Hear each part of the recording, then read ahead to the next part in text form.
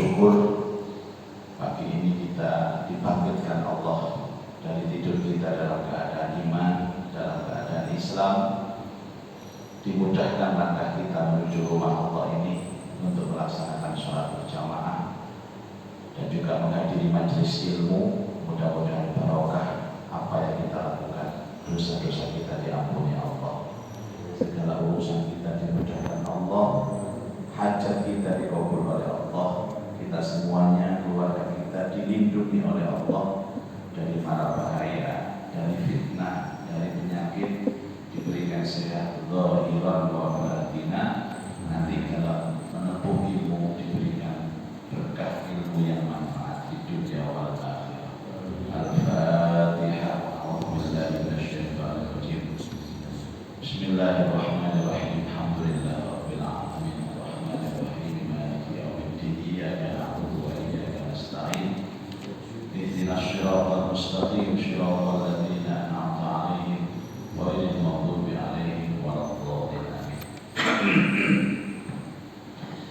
Yang kedua, kita bersyukur hari ini berdasarkan kesepakatan saya dengan Takmir, kita akan mulai ngaji lagi dengan kitab yang dulu pernah kita kaji, yaitu kitab Sirah Nabawiyah, sejarah perjalanan hidup junjungan kita Nabi Muhammad SAW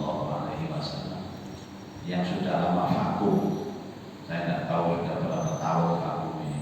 Perasaan dulu itu jamaahnya masih muda-muda, sekarang melusuri semua.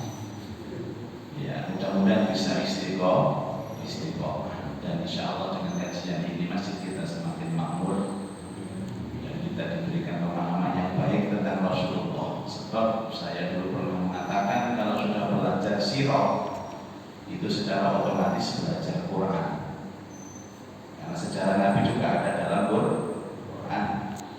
Kalau kita belajar sirah otomatis kita belajar hadis, karena banyak cerita-cerita itu yang kemudian diambil dari hadis.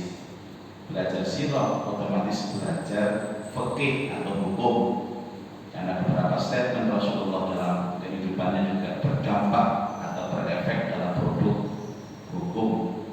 Juga kita berbicara tentang ilmu akhlak ini terutama. Beberapa waktu yang lalu, saya tidak mengulang lagi Bapak Ibu, tak anggap bersama kabeh menangis. Saya hanya melanjutkan dan sedikit meresum yang dulu pernah saya sampaikan, bahwa Rasulullah SAW itu asli keturunan Arab. Dulu pernah saya sampaikan tentang Arab-Arab itu seperti apa. Mulai Arab yang lama, Arab yang sekarang, dan nanti ada Arab modern. Yang kedua, Rasulullah SAW itu keturunan Nabiullah Ismail, keturunan Nabiullah Ismail dari ayah Nabiullah Ibrahim alaihissalatu wassalam. Kemudian sampai kepada Nabiullah Adam alaihissalatu wassalam. Sehingga hari ini kita akan berbicara tentang nasab dan keluarga Nabi. Kalau Bapak Ibu ada kitab, itu di halaman 37. Bapak Ibu mungkin pernah mendengar tentang kata-kata Ahlul Bait. Nanti nih, minimal setas di bawah nih. Ahlul Bait itu sering dinisbatkan kepada Rasulullah. Artinya adalah keluarga Nabi. Tapi keluarga Nabi ke arah bawah. Satu, putra putri Nabi, itu Ahlul Bait, sampai kepada cucu.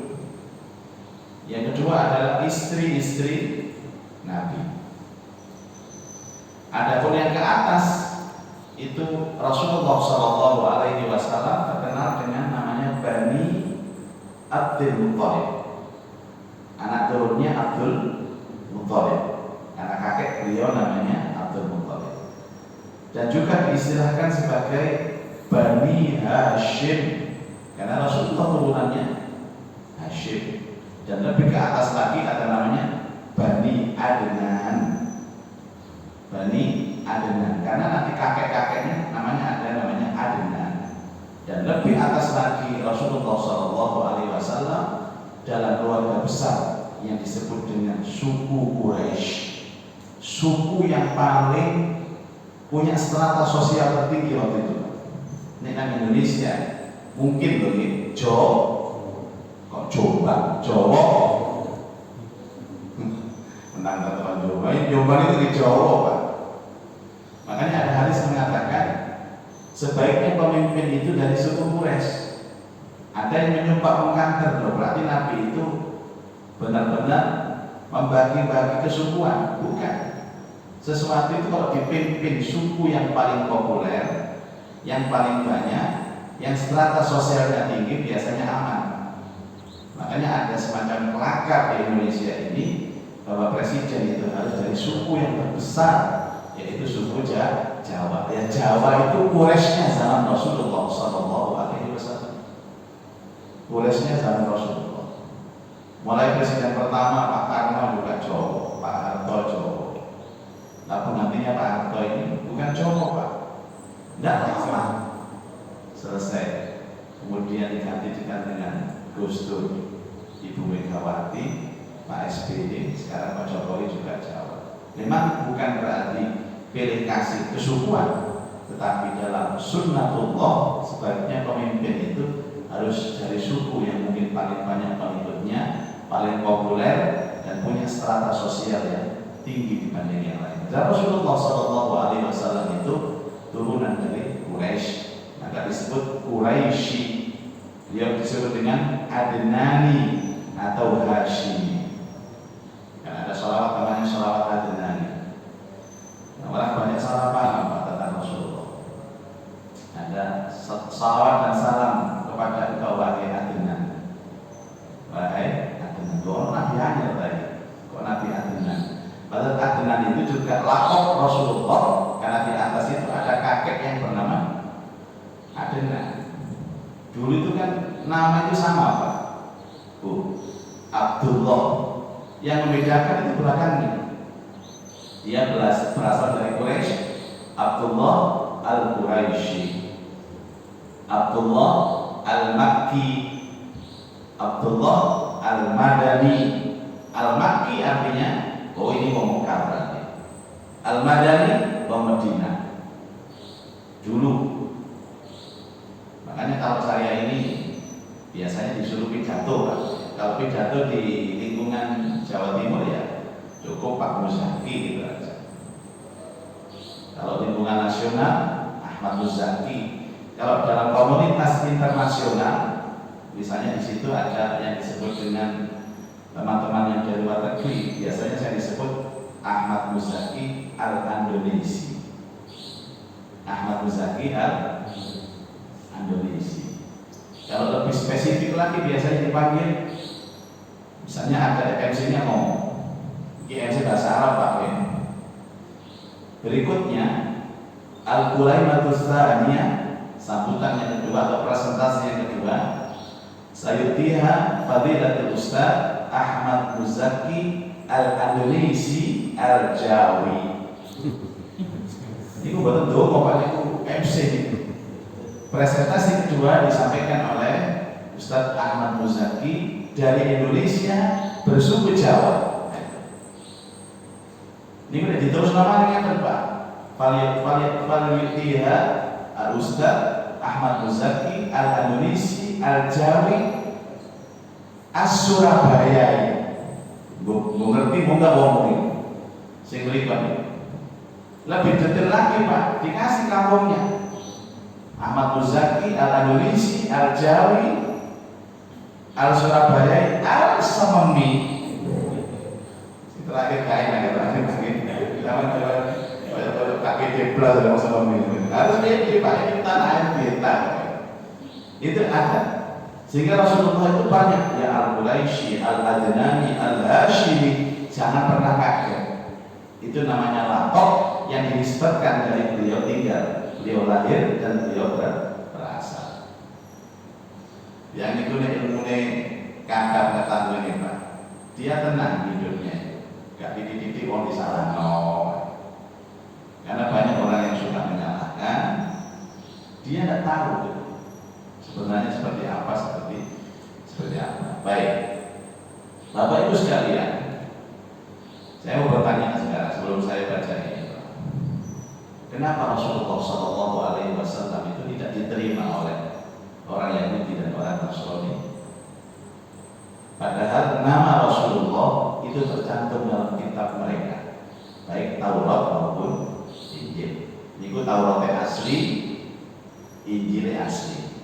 Itu ada nama Rasulullah. Tidak hanya nama Rasulullah, bahkan akhlak Rasulullah dan akhlak sahabat-sahabatnya itu ada termaktub di dalam Taurat dan Injil. Coba nanti dibuka surat Al-Fatah ayat terakhir. Surat Al-Fatah ayat terakhir.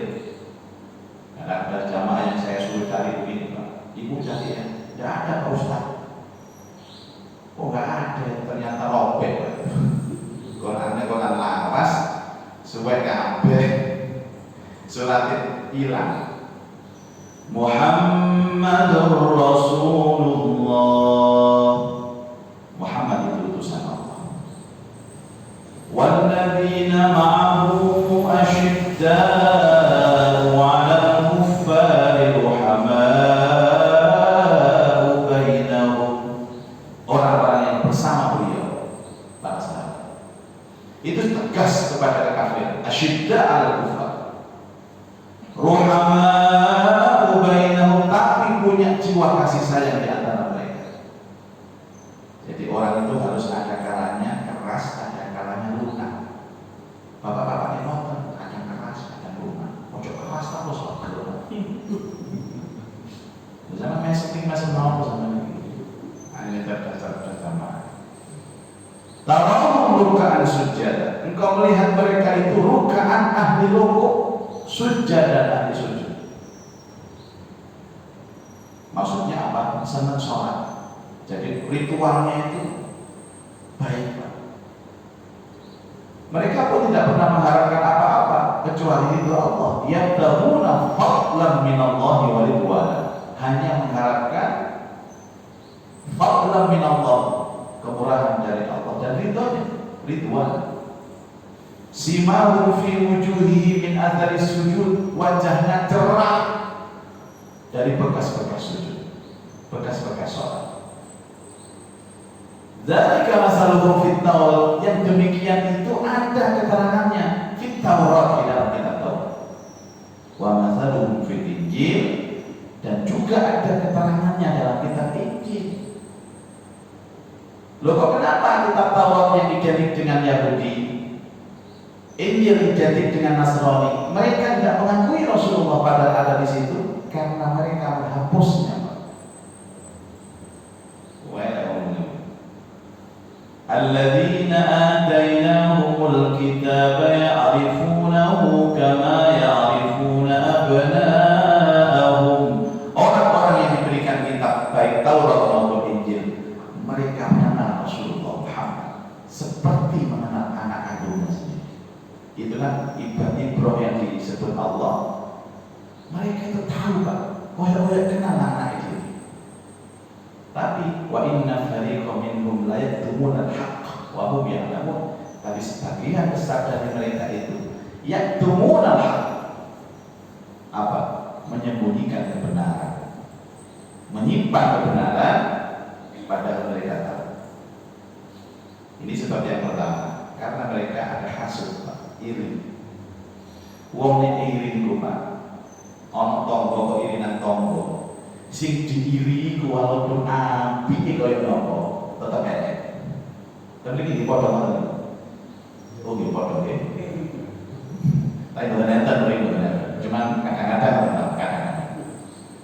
Tapi istiqomah kadang-kadang, Pak. Maka hasud itu menutup semua pintu kebaikan. Mbok wong apike ya napa dengan iri nang wong iku, maka dia tidak akan ada kebaikan. Seperti Yahudi Nasrani hasud kepada Nabi Muhammad. Nah, masalahnya sekarang begini, kenapa hasud? Oh, hasud kan ada sebabnya. Masa moro-moro ini nang tonggo, hasud nang tonggo itu lah. Moro to setol ngoten iki, Pak. Mesti ada sebabnya, mungkin tonggo yang luwih sugih, tonggo niku jog-jogane luwih akeh. Kadang-kadang tonggo bojone luwih ayu wae khasut. Bojone gak tapi ayu, padahal ayu niku relatif. Masih bojo gak tapi ayu, diakoni ayu, ayu dhewe.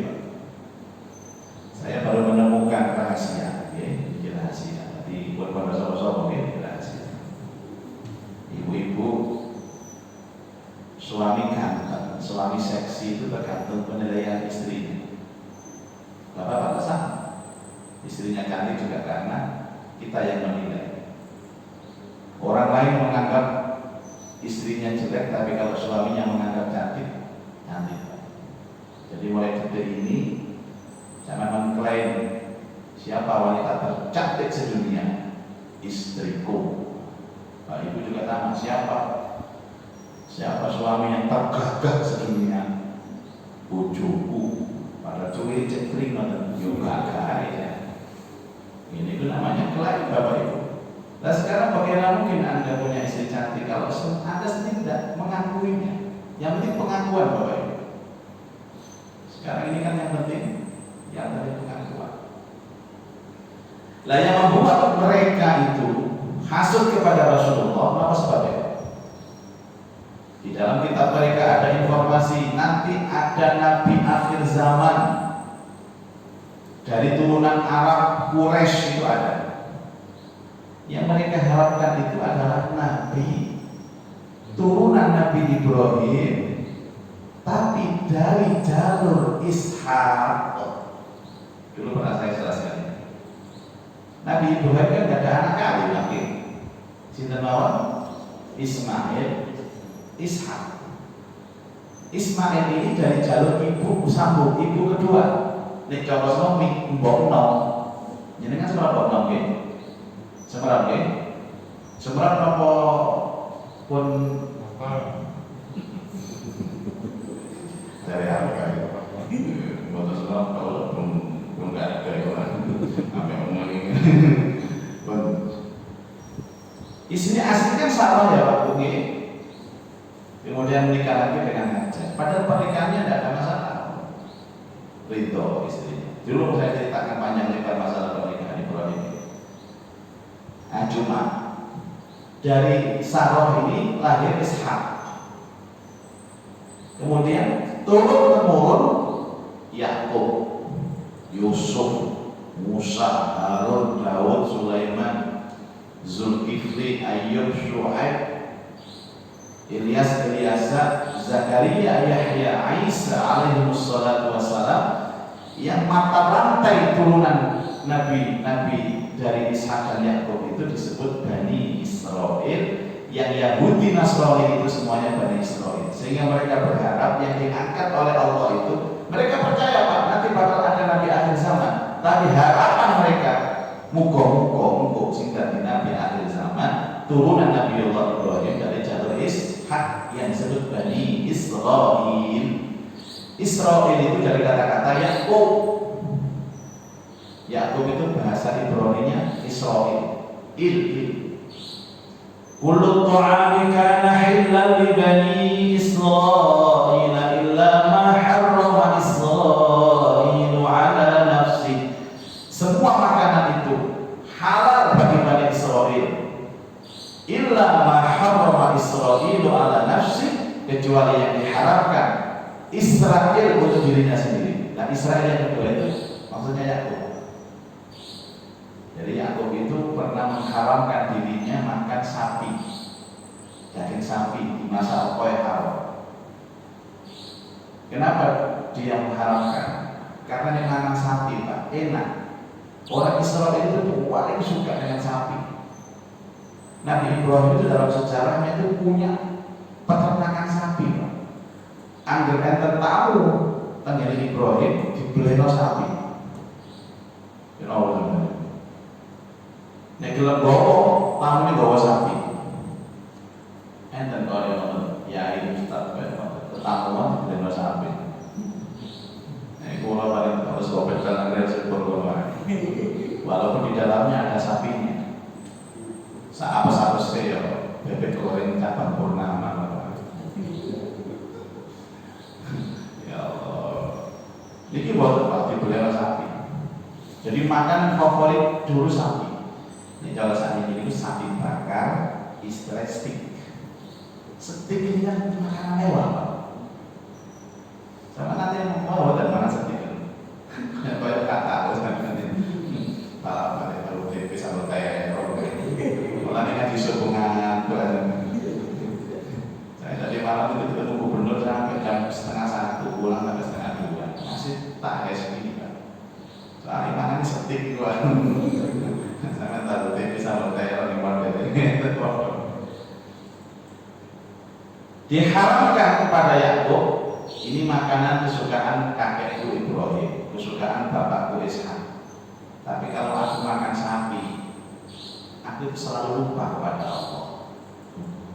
Makan enak sampai lari kepada Allah. Makanya mulai detik ini saya haramkan sapi untuk saya makan. Karena ini makan sapi, lari sampai Allah. Orang tapi kalau ngomong ini Pak. Orang yang itu makan enak, lari sampai Gusti Allah. Ya, wadah sepanjang pauman sama kuku ya Allah, keringat dan berkros ya Allah. Kelek, ya alhamdulillah. Woi, sudah. Ternyata yang dipilih oleh Allah siapa? Nabi akhir zaman, turunan Nabi Ibrahim, bukan jalur Ishak, tapi jalur Ismail, Nabi Muhammad SAW. Itulah yang membuat mereka hasut kepada Rasul. Yang diharapkan itu Nabi Isa, Pak. Tapi Nabi Isa itu kan bukan Nabi akhir zaman, ada lagi Nabi. Maksudnya setelah itu ada turunan Israel untuk menjadi Nabi. Sehingga orang Yahudi itu menerima Nabi Ibrahim, orang Nasrani menerima Nabi Ibrahim, mengakui Ibrahim itu nabinya, dan mengakui orang Yahudi mengakui Ibrahim nabinya. Tapi Rasulullah tidak mereka. Itu bedanya. Bedanya Nabi Ibrahim sama Nabi Muhammad dalam pandangan mereka apa? Kalau Ibrahim mereka akui menjadi Nabi, Rasulullah tidak. Tapi akhirnya ditegur oleh Allah di Al-Quran, maka Nabi Ibrahim Yahudiyya wala Nasraniyya walakin kana hanifan muslimah. Bukan Nabi Ibrahim itu Yahudi, bukan pula Nasrani, walakin kana hanifan muslimah. Tapi Ibrahim itu adalah punya agama yang lurus, Islam yang lurus, hanifan muslimah, tidak bengkok kanan ke kiri. Jadi Islam itu lurus, Pak. Makanya Islam itu telah disempurnakan. Orang yang mengamalkan Islam itu pasti lurus, tidak ada kekurangan dalam Islam. Melalui Quran dan hadis, semua solusi kehidupan itu ada. Ini sejarah sampai sekarang yang disebut dengan sejarah pertikaian Palestina dan Israel yang tidak kunjung selesai. Ditanya kapan Pak Mali? Kiamat baru selesai pertikaian ini. Karena semua tanda-tanda atau situs-situs hari akhir itu 90%-nya ada di tanah Palestina, Baitul Maqdis. Alhamdulillah saya ditakdir Allah pernah 3 kali ke sana. Yang 4 kali rencananya Maret 2020 gagal. Besok rencana saya berangkat lagi karena tanggal 7 sampai tanggal 21 saya ke Sumatera Barat, ke Padang untuk tugas menjadi juri Musabaqah Tilawatil Quran Nasional. Kemudian setelah itu mestinya harus ke Aqsa, ke Palestina, dengan judul perjalanan spiritual Nabi dan Rasul. Kita lewat darat dari Mesir ke Palestina, dari Palestina ke Jordania. 3 negara dengan 12 kota kita kunjungi. Pertama Kairo, itu wah banyak, ada makam Nabi, ada makam sahabat, ada makam tabi'in. Nah, di kapan-kapan saya cerita supaya saya tertarik ke sana. Kemudian kita ke Alexandria. Pagi jemput-jemput itu kita masuk ke perbatasan lewat kota namanya San Katrina. San Katrina terus kemudian nyebrang keterusan Suez namanya, Pak. Tapi ada jembatan bawah laut Jembatan bawah laut itu menghubungkan wilayah Mesir dalam wilayah Afrika dan wilayah Mesir yang Asia. Jadi Mesir dibagi dua, ada Mesir yang Afrika dan Mesir yang Asia. Itu dibatasi terusan Suez. Kira-kira ada 3 kilo jembatan di bawah laut, di bawah laut Bugayo. Tapi ini klasik, itu zaman lama dulu. Namanya kota San Katrina. Setelah muncul dari San Katrina, itu kita ketemu dengan namanya Uyun Musa, mata air Nabi Musa, yang dijelaskan Allah di Quran. Waktu perjalanan dari Mesir ke Baitul Maqdis, kehabisan bekal air, umatnya bengok-bengok jalur banyu. Musa mintakan kepada Allah agar diturunkan air kepada kita. Wa istasqa Musa liqaumihi faqul nadrib bi asaqal hajar. Akhirnya Allah perintahkan kepada Musa untuk memukulkan tongkatnya di atas batu. Waktu itu besar, Pak. Jangan bilang berkerikil yang boten gede. Dipukul fan fajarat, muncrat. Muncrat itu bahasa Indonesia, bahasa Jawa moncrot. Berapa? Isnata asyar, 12 mata air di situ, Pak. Jadi dengan senang ngaji Quran, terus kita jejak Rasul itu senangnya luar biasa, senangnya luar biasa. Apa gratis Pak Ustaz? Bayar, mau bayar kok, nah Mesir gratis. Setelah itu kemudian kita perjalanan darat muncul ke satu ayat Wattini wazzaitun wa turi sinin. Turi sinin itu apa? Gunung Turi Sina, tempat Nabi Musa bertemu Allah, diangkat menjadi Nabi Rasul, mendapat kitab Taurat. Kita ke Gunung Turi Sina. Yang mampu naik silakan naik, yang nggak mampu ya dikali gunungnya. Di situ ada makam Nabi Soleh, ada makam Nabi Harun, baru kita langsung ke perbatasan namanya Tabah. Tabah itu adalah perbatasan yang melewati laut mati. Laut mati, Bapak. Laut mati itu namanya Al-Bahrul Mayyit. Orang kalau di laut itu tidak bisa tenggelam, ngambang. Heran juga, Masya Allah. Itu pernah saya lihat. Ada sih dikasih waktu kita renang itu ada. Nah, tentu yang luar umum, itu membeli pulau itu renang, ngambang. Jadi kalau muntul terikut, ya luar biasa. Dari situ kita kemudian masuk ke Israel. Israel itu kan yang punya otoritas imigrasinya. Di situ melewati namanya gunung yang dulu pernah Allah mengazab kaum Nabi Lut alaihi salatu wassalam di situ. Kemudian ke kota tua namanya Jeriko, sampai ke Masjidil Aqsa, berkunjung kepada Nabi Rasul, ada Ibrahim, Ishak, Yakub, Yusuf, Sulaiman, Daud, ada di situ semua. Dan itu situs-situs yang sekarang terjadi pertikaian yang tanpa akhir, kecuali nanti Allah sendiri yang mengakhiri, yaitu hari kiamat. Ini isu politik yang sampai sekarang belum selesai. Nyebrang ke Jordan sampai kita ke Nabi Syuaib, Nabi Musa, dan sempat kita masuk ke gua yang sangat populer di Al-Quran namanya Al-Kahfi, Ashabul Kahfi. Banyak kan kalau punya rezeki, sudah bisa umroh, sudah masuk ke Masjidil Haram, masuk Masjidil Nabawi, harus mempunyai cita-cita untuk masuk Masjidil Aqsa. Dan 3 masjid ini yang dijamin oleh Allah, dijaminkan siapapun orang yang masuk ke dalamnya, maka bumi itu menjadi saksi, dan ini masih tersuci di muka bumi Allah. Alhamdulillah. Cuma sekarang masih lockdown, belum menerima. Indonesia belum diterima di sana. 59 negara dan terima Indonesia, Pak. Buonopo Indonesia ya.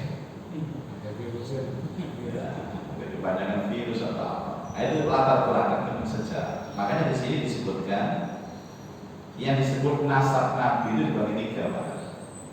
1, mulai dari Nabi Adam ke Nabi Ibrahim.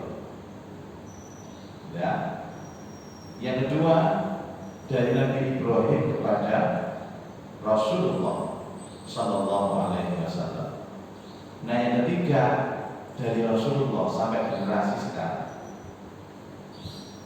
Dari Nabi Adam ke Nabi Ibrahim itu berapa nasab? Dari Nabi Ibrahim ke Rasulullah itu berapa nasab? Nanti akan kita sebutkan.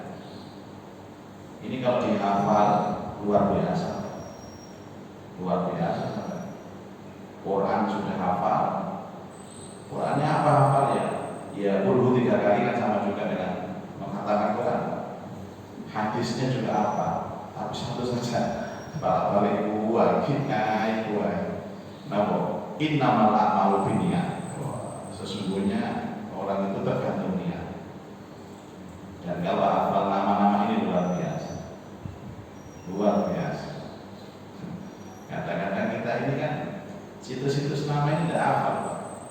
Ojo jenenge Mbah Nabi Muhammad. Mbah Dewi lah jenenge. Sopo Pak bahasanya? Aku nari cacau. Nono.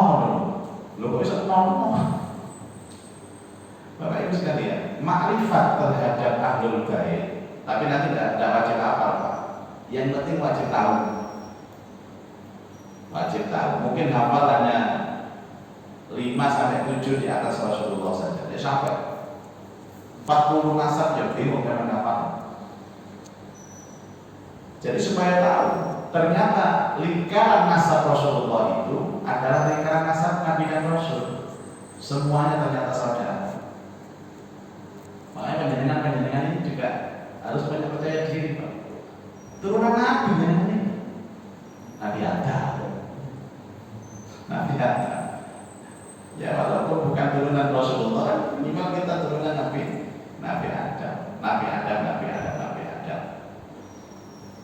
Kadang-kadang turunannya itu ketemu turunannya Abu Jahal. Tapi tidak penting Bapak Ibu. Allah Ta'ala tidak pernah menilai kita dari turunan, tapi menilai kita dari amal dan akhlak. Orang Taif itu Pak, ada kaum Taif di Mekah itu. Dulu mbah-mbahnya itu paling benci sama Rasulullah. Nabi itu kalau datang dilempari batu, lempari kotoran sampai berdarah-darah. Tapi sekarang ini anak turunnya Taif yang dulu moyangnya itu pernah menyiksa Rasulullah, itu orang yang paling cinta pada Rasulullah. Jadi jangan pernah bawa-bawa orang tua. Saya sendiri bapak itu punya pondok. Orang kalau punya pondok biasanya anaknya dipanggil Gus. Karena saya mulai kecil sudah keluar dari keluarga, tidak ada orang kenal dengan bapak saya. Kakak saya yang pertama itu juga ulama, punya pondok juga, tapi panggilannya Gus karena dia masih ada sangkut pautnya dengan bapak saya. Suatu ketika ada panitia pengajian umum mengundang kakak saya menceramah pertama dan saya kandung ini, kakak kandung. Tapi mereka tidak tahu kalau kita ini saudara. Apa panggilannya? Ceramah pertama oleh Gus Nurul Huda, kakak saya. Ceramah kedua oleh Ustadz Guzaki. Karena tidak ada orang tahu tentang latar belakang saya. Tapi kakak saya kan pesantren ini. Ini sak kandung situ aja, Gus itu coba Ustadz. Tapi yang kepada panitia ini kakak kandung saya, belum kita. Jadi panitia satu mengundang kakak saya, panitia satu mengundang saya, kumpul satu majelis satu panggung. Panggilannya berbeda. Tetapi Islam mengajarkan apa Pak? Jangan membanggakan orang tua. Katanya maqalah laisal fata liman qala hadza abi. Bukanlah seorang pemuda yang baik kalau dia mengatakan ini bapakku. Walakin al-fata liman qala ha anada. Tapi seorang pemuda yang baik adalah inilah aku. Bukan ini bapakku, tapi inilah aku. Tapi dalam konteks nasab penting. Sebab apa? Ini menyangkut tentang bahwa keluarga ini baik tidak baik. Istilahnya bibit, bobot itu ada Pak. Namanya Panjenengan darah apa nih? Oh, darah umum Pak. Bukan untuk kebanggaan, tapi sekedar untuk menjaga nasab itu agar tidak terputus. Salah satu fungsi rumah tangga kenapa kita cari jodoh yang baik, agar nasab itu terus baik dan tidak pernah terputus kebaikan. Gitu. Bapak Ibu, inilah kajian perdana pasca Ramadan untuk Sirah Nabawi tentang nasab dan keluarga Rasulullah. Insyaallah kita akan lanjutkan pada kesempatan akan datang. Mari kita tutup dengan doa kafaratul majlis. Bismillahirrahmanirrahim.